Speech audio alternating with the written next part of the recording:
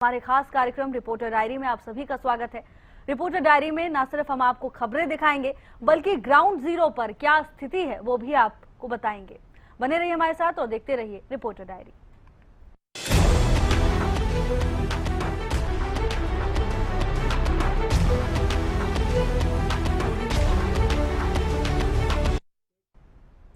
हरियाणा में पानी की सप्लाई को लेकर एक लेटर सामने आया है जिसके मुताबिक बीएसएल के जरिए हरियाणा को अपने हिस्से का पानी नहीं मिल रहा और यह पत्र हरियाणा सरकार की तरफ से बीबीएमबी को लिखा गया है जिसमें पानी रोके जाने का कारण पूछा गया। इसी मुद्दे को लेकर कैबिनेट मंत्री रणवीर गंगवा ने हरियाणा न्यूज से खास बातचीत की। इस दौरान उन्होंने प्रदेश में पानी को लेकर कहा कि पानी की कोई दिक्कत नहीं है, रिपेयर की वजह से पानी रोक दिया गया था। मंत्री रणवीर गंगवा ने इस दौरान कांग्रेस पर भी जमकर निशाना साधा। कहा कांग्रेस पार्टी नहीं गुट है। पिछले वर्ष देखने को मिला था कि जब गर्मी का सीजन था तो पानी की काफी किल्लत हुई और कह सकते हैं कि पंजाब और हरियाणा के जो मुख्यमंत्री हैं वो भी आमने सामने नजर आए। पानी को लेकर विवाद देखने को मिला। इस बार क्या कुछ स्थिति रहने वाली है और क्या प्रक्रिया जो है रहने वाली है, उस पर खास बातचीत करने के लिए हमारे साथ public health minister Ranveer Gangwa मौजूद हैं। सर, सबसे पहले तो जानना चाहूंगा कि अभी क्या स्थिति है पानी की, क्योंकि जिस प्रकार से अभी जो है जानकारी मिल पा रही है कि पत्र जो है लिखा गया है हरियाणा सरकार की तरफ से बीबीएमबी को। सर देखिए, पानी की कोई दिक्कत परेशानी नहीं है। पानी पूरा हरियाणा को मिल रहा है और आगे भी कंटिन्यूस ये पूरा मिलेगा। और हमारा अभी क्योंकि 70% पानी ही अभी कंज्यूम हुआ है, 30% पानी हमारे पास अभी भी अवेलेबल है, जो मई तक जो है हमारा कोई दिक्कत परेशानी नहीं है। और मैं समझता हूँ कि पानी जो है इसकी रखरखाव के लिए ठीक तरीके से हो, इसके लिए भी हमारा इरिगेशन विभाग उसको देखने का काम करता है और बीबीएमबी से भी हमें पूरा पानी मिल रहा है और कंटिन्यूस मिलता रहेगा। सर, इरिगेशन डिपार्टमेंट की आपने बातचीत की तो इरिगेशन डिपार्टमेंट की तरफ से ही पत्र लिखा गया है और पत्र के अंदर साफ तौर पर यही कहा गया कि पानी है जो करीब करीब 4 मार्च से और 12 मार्च तक जो है पानी जो है बिल्कुल जो है नहीं मिला है। सर, वो देखिए, जो पानी जहाँ तक 4 मार्च और 12 मार्च की आपने बात कही कि वो देहर पंप हाउस है, वहाँ पे कोई रिपेयर की वजह से जो है वो पानी एक बार रोक दिया गया था, उसको तो चालू कर दिया गया है। बीबीएमबी ने उसके रिपेयर करने का काम किया। रिपेयर के बाद में कंटिन्यूस पानी चालू है, तो आज पानी हमें पूरा मिल रहा है। पानी की कोई दिक्कत नहीं है। तो आप मानते हैं कि अभी कोई पानी की कोई भी किसी प्रकार की कोई समस्या नहीं है? नहीं, पानी की किसी प्रकार की कोई समस्या नहीं। पर्याप्त पानी डैम में भी है और हमारा हिस्सा भी है, तो वो हमारा हिस्सा हमें मिल रहा है, तो दिक्कत क्यों होगी। जिस प्रकार से देखने को जो मिल रहा है सर, पंजाब के मुख्यमंत्री भगवंत मान साफ तौर पर ये कहते हुए नजर आ रहे हैं कि पंजाब की तरफ से जो है हरियाणा को एक बूंद भी जो है पानी की नहीं दी जाएगी। देखिए, इस तरीके की बयानबाजी करना कोई अच्छी बात नहीं है। माननीय मान साहब पंजाब प्रदेश के मुखिया है और क्योंकि पानी हरियाणा जो है वो केवल हरियाणा का हिस्से की बात करते हैं, हम कोई पंजाब का हिस्सा नहीं मांग रहे और पानी चल रहा है। तो इस पे अब चुनावी समय है, तो इस पानी के मुद्दे पे कोई राजनीति इस तरीके की नहीं होनी चाहिए, ना ही कोई राजनीतिक बयान इस तरीके के जो है वो आने चाहिए जिसके अंदर जिससे को लेकर के लोगों के अंदर कोई पैनिक क्रिएट हो या लोगों के अंदर कहीं न कहीं इस तरीके की भावनाएं आए कि हमारा पानी पंजाब ने रोक दिया है। इस टाइप की कोई भी बयानबाजी जो नहीं करनी चाहिए। पानी सुचारू रूप से चल रहा है, ये कंटिन्यूस से चलेगा। सर, किसानों से जुड़ा एक सवाल और लेना चाहूंगा कि जिस प्रकार से मंडियों के अंदर जो है कह सकते हैं कि अभी मारामारी जो है चल रही है, क्योंकि कई जगह देखने को मिला कि किसान जो है परेशान नजर आ रहा है, क्योंकि जिस प्रकार से बायोमेट्रिक की बात हो या फिर जो टर्म्स एंड कंडीशन लगाई गई है या फिर ट्रैक्टर ट्रॉली की बात हो, नंबर प्लेट की बात हो, तो तमाम चीजें जो है सामने आ रही है और कई किसानों की जो है ऐसी खबरें मिल पा रही है कई मंडियों से कि किसानों को अभी जो है दिक्कतों का सामना जो है करना पड़ रहा है। उसको किस प्रकार से आप देखते हैं, क्योंकि आप भी एक किसान परिवार से आते हैं और आप मंडियों का दौरा भी जो है लगातार कर रहे हैं? देखिए, किसान को किसी भी प्रकार की दिक्कत परेशानी ना आए, इसके लिए हमारी सरकार पूरी गंभीर है और मैं समझता हूं कि किसान को कोई दिक्कत परेशानी नहीं है। दिक्कत परेशानी विपक्ष के लोगों को है, क्योंकि आज हरियाणा प्रदेश ऐसा प्रदेश है जो हम सारी की सारी फसलों पे एमएसपी देने का काम करते हैं, सारा का सारा हम उनका अनाज जो खरीदने का काम करते हैं और इसको लेकर के विपक्ष को जरूर इस बात की परेशानी है और वो इस तरीके की बातें फैलाने का काम करता है। मेरी फसल मेरा ब्यौरा का पंजीकरण करते समय ये तमाम चीजें कोई ये नहीं है कि बायोमेट्रिक जिसके नाम जमीन है उसी को गुजारना है, उसमें उसको ऑप्शन दे दिया गया था कि जो जिन लोगों के नाम किसानों से लिखाने का ये काम किया है, एक नहीं बल्कि उसके अलावा 3 नाम और भी उनसे मांगे गए हैं, वो अपना आ जाए, ताकि ये चीजें सारे किसानों के हित के अंदर है। हमने देखा पीछे चाहे धान के समय में हमारे पड़ोसी जो स्टेट है वहां से भी लोग आकर के, वहां के किसान आकर के भी यहाँ बेचने के प्रयास करते हैं। और जो हरियाणा सरकार है वो हरियाणा के किसानों के लिए प्रतिबद्ध है कि एमएसपी उनको देने का काम करे, उनको कोई दिक्कत परेशानी ना आए। चाहे राजस्थान है, यूपी है, पंजाब है, वहां के किसानों की वो सरकारें देखने का काम करें। इसलिए हमारे किसानों को, हरियाणा के किसानों को कोई दिक्कत परेशानी ना आए, ये तमाम व्यवस्था किसानों के हित में की गई है।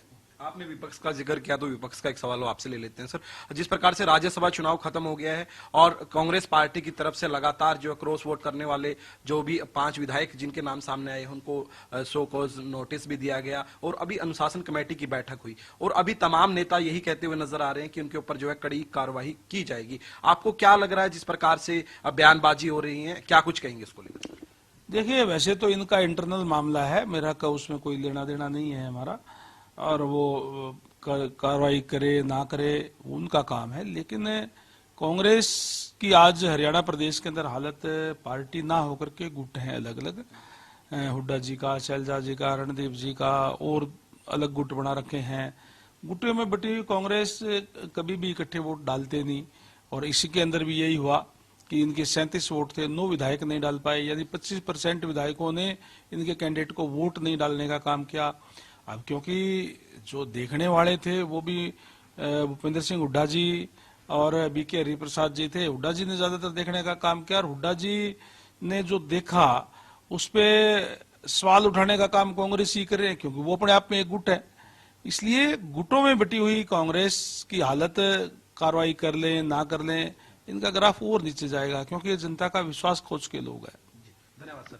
ये थे हमारे साथ कैबिनेट मंत्री रणवीर गंगवा, जिन्होंने तमाम जानकारी दी और उन्होंने कहा कि पानी की कोई भी किसी प्रकार की कमी नहीं है, और जो कह सकते हैं कि आज भी उनकी एक जो खास बैठक रहने वाली है उसके अंदर पेयजल और बारिश की पानी की निकासी को लेकर चर्चा की जाएगी और दिशा निर्देश दिए जाएंगे। वीडियो जर्नलिस्ट जसवीर के साथ प्रदीप शोकंद।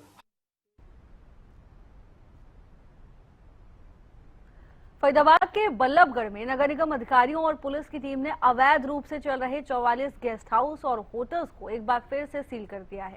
इससे पहले 25 मार्च को पहले भी इन पर सील लगाई गई थी, लेकिन इनके मालिकों ने सील हटाकर दोबारा से काम चालू कर दिया था। निगम प्रशासन ने एक बार फिर से पुलिस के साथ मिलकर ये बड़ा एक्शन लिया है। बल्लभगढ़ की नबलू कॉलोनी और उसके आसपास के इलाकों में अवैध रूप से गेस्ट हाउस और होटल संचालित किए जा रहे थे, जिसमें गलत तरीके की गतिविधियों को लेकर लोगों ने पुलिस और निगम के लोगों से शिकायत की थी। लोगों की शिकायत के आधार पर 25 मार्च को पुलिस और निगम के अधिकारियों ने इनको बंद करके सील लगा दी थी। फरीदाबाद के बल्लभगढ़ स्थित नबलू कॉलोनी में आज नगर निगम और पुलिस विभाग की तरफ से जॉइंट ऑपरेशन चलाया गया, जहां पर करीब 44 ओयो होटल हैं जो और गेस्ट हाउस हैं, उनको सील किया गया है। एक बार फिर से ये सीलिंग की कार्रवाई की गई है।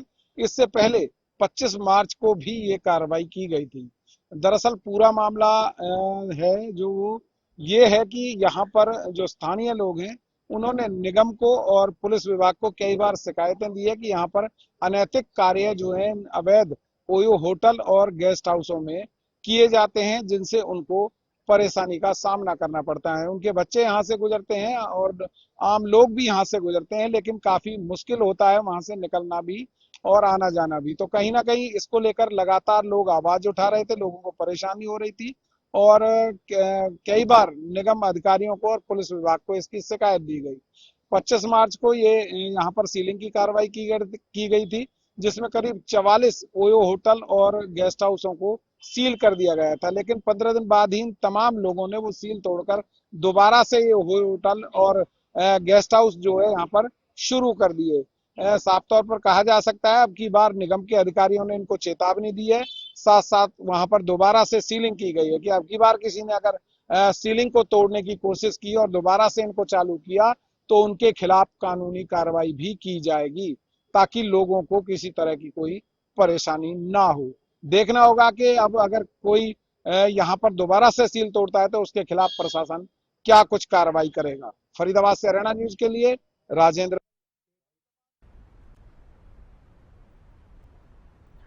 और इसके साथ ही अब खबर गुरुग्राम से है, जहां एक दिल दहला देने वाली घटना सामने आई। एक मां ने अपनी ही 2.5 साल की बेटी की हत्या कर दी। इसके बाद खुद भी आत्महत्या की कोशिश की। ड्यूटी से लौटे पति ने दोनों को अस्पताल पहुंचाया। डॉक्टर्स ने बच्ची को मृत घोषित कर दिया। मां की हालत गंभीर बनी हुई है। पुलिस की प्रारंभिक जांच में सामने आया है कि घरेलू झगड़े के बाद महिला ने एक खौफनाक कदम उठाया था।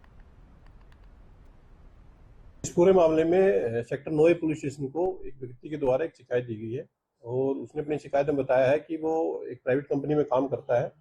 उसके साथ में उसकी पत्नी और उसकी 2-3 वर्षीय बच्ची है, वो साथ रहती है। घटना के दिन वो सुबह ही ऑफिस चला गया था, तो शाम के समय में जब वो ऑफिस से वापस आया तो उसने पाया कि दरवाजा अंदर से बंद था। उसके साथ कुछ अन्य लोगों के द्वारा मिलकर के दरवाजा तोड़ा गया, तो उसने पाया कि अंदर उसकी 2 वर्षीय बच्ची मृत अवस्था में थी और उसकी पत्नी जो है वो लहूलुहान अवस्था में थी। व्यक्ति के द्वारा अपनी पत्नी के खिलाफ शिकायत दी गई है उसकी बेटी की हत्या से संबंधित घटना के बारे में। पुलिस के द्वारा इस मामले में एफआईआर रजिस्टर कर ली गई थी हत्या के सेक्शंस में, और एज पर एफआईआर जो एक्यूज है वो अभी हॉस्पिटलाइज है, उसका ट्रीटमेंट अभी चल रहा है। उसके डिस्चार्ज के बाद में पुलिस उसको फॉर्मल तौर से अरेस्ट करके उससे घटना के कारणों के बारे में विस्तार से पूछताछ करेगी। गुरुग्राम के सेक्टर 9 इलाके में उस समय सनसनी फैल गई जब एक मां ने ही अपनी 2 साल की मासूम बच्ची की हत्या कर दी और इस हत्या के बाद मां ने भी खुदकुशी करने के प्रयास किया गया। इस पूरे मामले का खुलासा तब हुआ जब इस महिला के पति अपनी ड्यूटी से घर लौटे और पूरे घर के अंदर खून का जो एक अलग मंजर था वो देखने को मिला। हालांकि आरोपी महिला के खिलाफ पति की शिकायत के बाद मामला दर्ज कर लिया और महिला को उपचार के लिए अस्पताल में भर्ती करा दिया गया। अब ऐसे में एक मासूम की हत्या करने के बाद खुदकुशी करने का ये पूरा मामला एक पहेली बनी हुई है। हालांकि गुरुग्राम पुलिस की माने तो पति पत्नी की अनबन के चलते उसने अपनी मासूम बेटी की हत्या की और उसके बाद खुदकुशी का प्रयास किया, लेकिन पूरा मामला साफ तब होगा जब आरोपी महिला के बयान दर्ज किए जाएंगे। गुरुग्राम से कैमरामैन राहुल के साथ संजय राठौर। गुरुग्राम के मारुति कुंज इलाके में एक दर्दनाक हादसा हुआ, जहां 9 साल के एक मासूम बच्चे को स्कूल वैन ने कुचल दिया। दरअसल वैन ड्राइवर वाहन को बैक कर रहा था, तभी बच्चा वैन के नीचे आ गया। हादसे में गंभीर चोटें आने के कारण उसे तुरंत अस्पताल ले जाया गया, लेकिन रास्ते में ही बच्चे ने दम तोड़ दिया। पुलिस ने मामला दर्ज कर लिया है। इस पूरे मामले में मृतक बच्चे के पिता की शिकायत के आधार पर ड्राइवर के खिलाफ मामला दर्ज किया गया। पुलिस आगे की कार्रवाई में जुटी हुई है।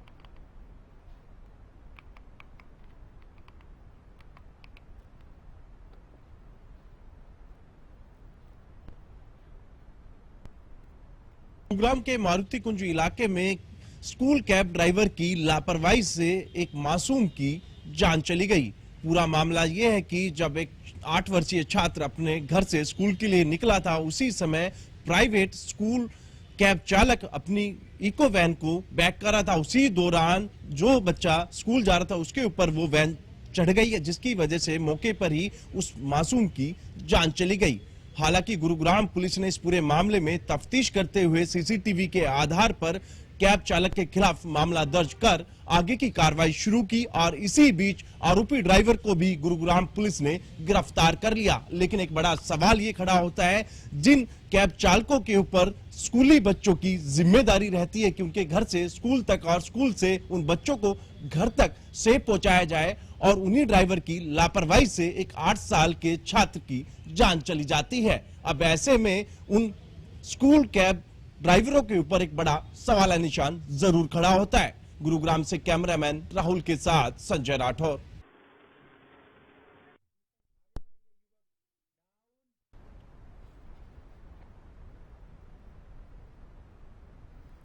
पलवल से एक चौंकाने वाली खबर सामने आई, जहां नेशनल हाईवे 19 पर हुड्डा चौक के पास देर रात एक युवक का शव मिलने से इलाके में सनसनी फैल गई। शव पर गंभीर चोटों के गहरे निशान पाए गए हैं। मामले की सूचना मिलते ही पुलिस तुरंत मौके पर पहुंची। फॉरेंसिक टीम के साथ डॉग स्क्वाड को भी बुलाया गया। हालांकि अभी तक युवक की पहचान नहीं हो पाई है। पुलिस आसपास के सीसीटीवी फुटेज खंगाल रही है ताकि किसी सुराग तक पहुंचा जा सके। घटना पलवल शहर के कैंप थाना क्षेत्र में हुई है। पुलिस मामले को लेकर गहनता से छानबीन में जुटी हुई है। 5 बजे के करीब हुड्डा चौक के निकट एक 35 वर्षीय व्यक्ति का शव संदिग्ध परिस्थितियों में पड़ा हुआ मिला।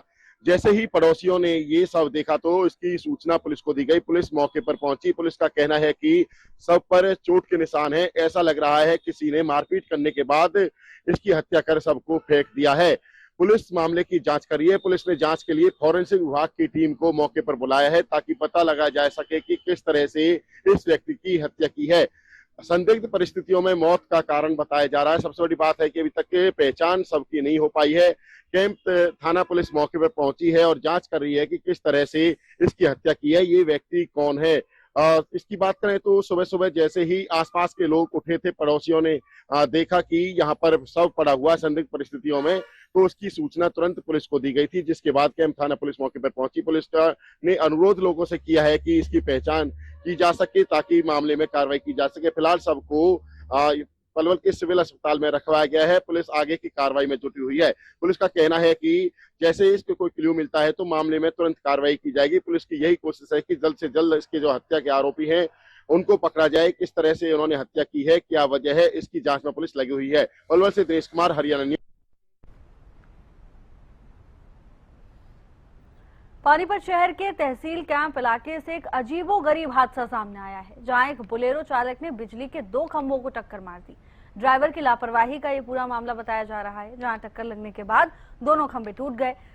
इसके चलते पूरे क्षेत्र की बिजली गुल हो गई। पूरी घटना क्षेत्र में लगे सीसीटीवी कैमरे में कैद हो गई है, जिसमें ड्राइवर दिखाई दे रहा है कि बोलेरो ड्राइवर ने अपनी साइड को बहुत ज्यादा सड़क किनारे दबा दिया, जिसके बाद यह हादसा हुआ। फिलहाल आरोपी चालक को हिरासत में लिया गया है। पुलिस ने मामले की जांच पड़ताल शुरू कर दी है।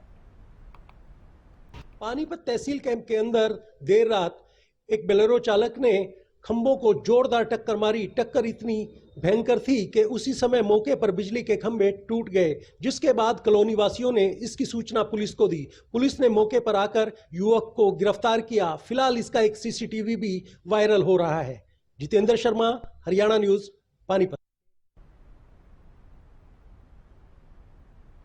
अंबाला में एक दर्दनाक सड़क हादसे ने 2 परिवारों की खुशियां छीन ली। शहजादपुर के गांव धनाना के पास अंबाला नारायणगढ़ हाईवे पर एक कॉलेज बस और एम्बुलेंस की जोरदार टक्कर हो गई। हादसा इतना भयानक था कि एम्बुलेंस के परखच्चे उड़ गए। इस दुर्घटना में एम्बुलेंस चालक बलविंदर और लक्ष्य नाम के युवक की मौके पर ही मौत हो गई। बताया जा रहा है कि लक्ष्य अपने बीमार पिता को अस्पताल में भर्ती कराने के बाद वापस लौट रहे थे। पुलिस ने मौके पर पहुंचकर शवों को बाहर निकाला। पोस्टमार्टम के लिए शवों को भेज दिया गया है। साथ ही यातायात भी बहाल किया गया। देवीदयाल अपना स्वामी देवीदयाल इंस्टीट्यूट की बस थी ये अपना बागवाड़ी में। वो बस इधर से जादपुर से जा रही थी और एक एम्बुलेंस आई थी अम्बाड़ा साइड से। इनके दोनों का आपस में आमने सामने टक्कर हुई है। उसमें जो एम्बुलेंस का ड्राइवर और जो उसके साथ बैठा हुआ था एक पैसेंजर, उनकी मौके पर मौत हो गई है, जिनको पोस्टमार्टम के लिए कल रात वहाँ पहुँचा दिया था अपना नारायणगढ़ सिविल हॉस्पिटल में। आज उसका पोस्टमार्टम करवा करके अपना बस चालक के खिलाफ एक्सीडेंट का पर्चा दर्ज कर दिया। जल्दी ही इसको गिरफ्तार कर लिया। अंबाला शाहजहादपुर हाईवे पर एक ऐसा भयानक एक्सीडेंट हो गया है जिसका कोई आप अंदाजा भी नहीं लगा सकते। जो एक स्कूल की बस, जो कि सेवा संस्थान की बस है, उसके साथ जो एम्बुलेंस का टक्कर हुई है। एम्बुलेंस की टक्कर के अंदर जो उसका चालक था उसकी मौके पर ही मौत हो गई और जो एक लक्ष्य जो कि अपने बीमार पिता को अस्पताल लेकर जा रहा था उसकी भी मौके पर मौत हो गई।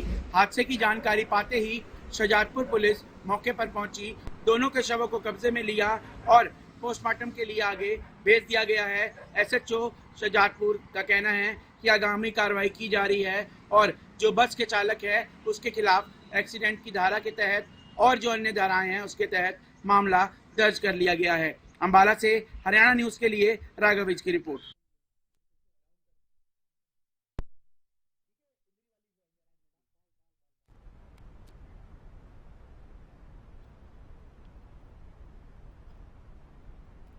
इंद्री में हाल ही में हुई बेमौसम बारिश और ओलावृष्टि ने किसानों की मुसीबत बढ़ा दी है। रबी की कटाई के दौर में हुई इस बारिश से गेहूं और सरसों की खड़ी फसलें बिछ गईं, जिससे 50 से 70% तक नुकसान का अनुमान है। ओलों से दानों के काले पड़ने और नमी के कारण मंडियों में खरीद प्रभावित होने से किसान आर्थिक तबाही की कगार पर है और सरकार से तत्काल विशेष गिरदावरी और साथ ही मुआवजे की किसानों की ओर से मांग की जा रही है। हरियाणा में मौसम विभाग की तरफ से 2 दिन का अलर्ट जारी किया गया था, जिसमें संभावना जताई जा रही थी कि कई जगहों पर बारिश होगी। हरियाणा के अलग अलग जिलों की अगर बात करें तो ऐसे में शाम को हुई जो बरसात से किसानों को काफी चिंता है और जो उनको नुकसान है उठाना पड़ रहा है, क्योंकि गेहूं की फसल पक चुकी है। पहले जो बरसात आई थी उससे काफी नुकसान हुआ था और गेहूं की जो फसल है वो गिर चुकी थी, और जो रात बरसात हुई है उससे खासा नुकसान किसानों को उठाना पड़ रहा है। एक तरफ जहां उत्पादन में घटोतरी नजर आएगी, वहीं जो है फसल काली होती नजर आ रही है। ऐसे में नुकसान काफी है। किसान का जीवन जो है चुनौतीपूर्ण होता है और वो जब से फसल उगाता है और जब तक नहीं पकती है तब तक उसके लिए चुनौतियां रहती है। जहां एक तरफ मौसम की मार होती है, जहां एक तरफ पानी को लेकर के भी कई ऐसी समस्या होती है जिसको दिक्कत परेशानी आती है किसान को वो फसल पैदा करने में। मौसम अलर्ट जारी किया गया है कि बरसात होने की संभावना है, तो ऐसे में किसानों की चिंता बनी हुई है। अनाज मंडियों में अगर देखा जाए तो अनाज मंडियों में इक्का दुक्का जो फसल है ढेरी वो पहुंच रही है, क्योंकि मौसम जब तक साफ नहीं होगा किसानों को इस तरीके से चिंता सताई रहेगी। इंद्री से हरियाणा न्यूज के लिए पंकज।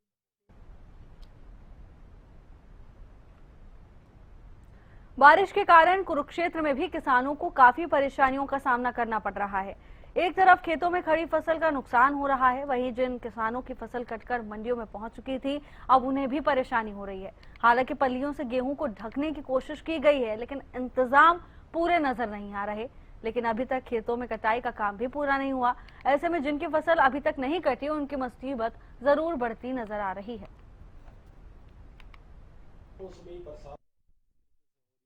को काफी दिक्कतों का सामना करना पड़ रहा है। इस समय हम मंडी के अंदर ही मौजूद हैं।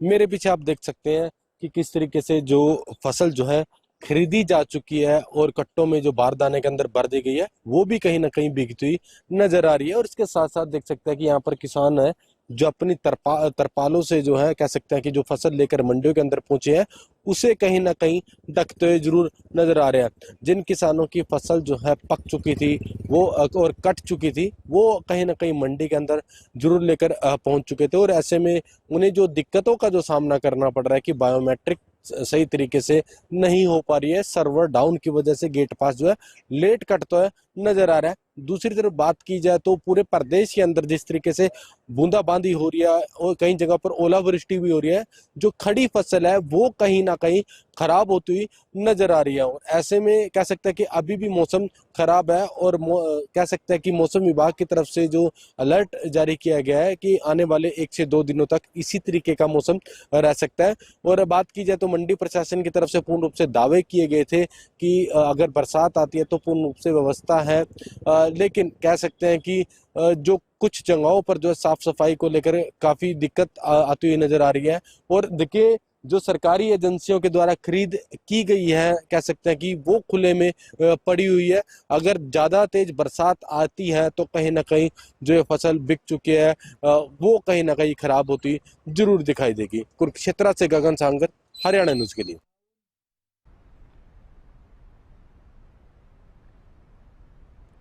फिलहाल के लिए मेरे साथ बस इतना ही। आप देखते रहिए हरियाणा न्यूज।